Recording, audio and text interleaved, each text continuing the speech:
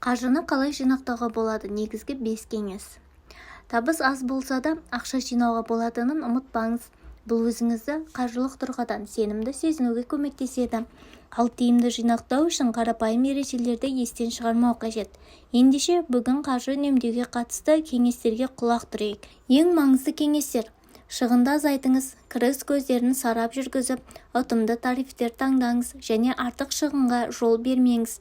Бюджет жоспарлап үйрену керек. Шығынды есептеп, жинаққа аударатын ақшаны бөліп алыңыз да, оны кіріс түскен бойда жинақ шотына салып тастаңыз. Нақты қаржылық мақсат қойыңыз. Қысқа, орта мерзімді және ұзақ мерзімді етіп бөліңіз. Бұл өзіңізді қаржылық қамтамасыз ету үшін жасалған қадам екенін еске салып отырыңыз.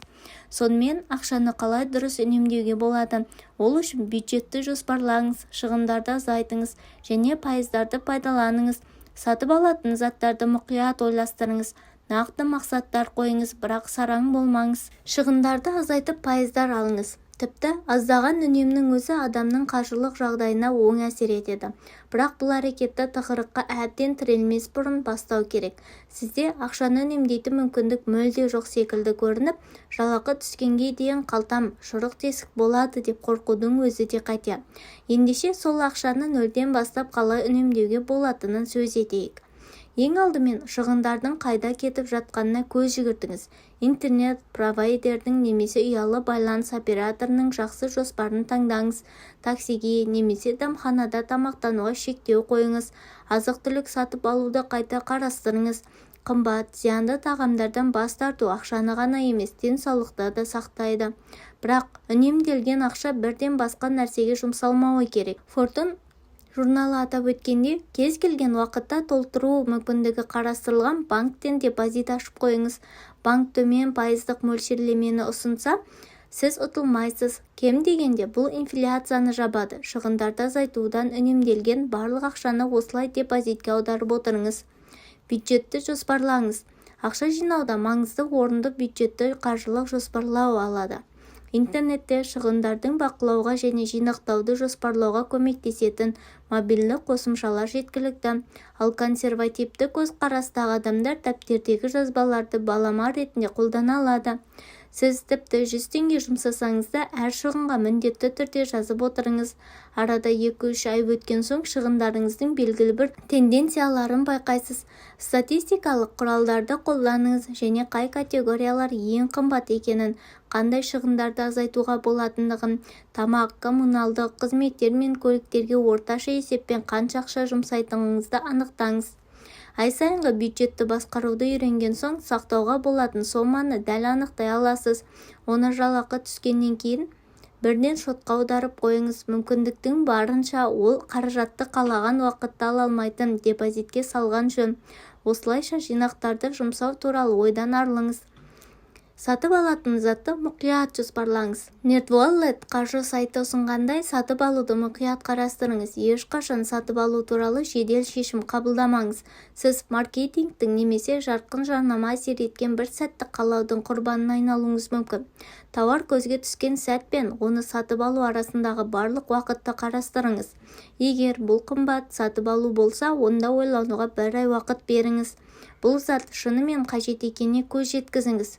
Сонымен қатар бір ай ойлағанда бұл затқа жеңілдік немесе пайдалы акция пайда болуы мүмкін. Интернет арқылы сатып алатын болсаңыз, ол товарды себетке және өзіңіз қалайтын заттар тізіміне салып қойыңыз. Ол ұзақ уақыт тұрған жағдайда кейде сатушы оған жеңілдік бере алады, немесе тегін жеткізу сияқты жақсы сатып алу шарттарын ұсынып жатады. Үнемделген ақшаны жинақ ретінде бөліңіз. Егер олар сатып алудан мүлдем бас тартса, тауарға жұмсауға дайын ақшаны бөліп қойыңыз. Нақты мақсаттар қойыңыз.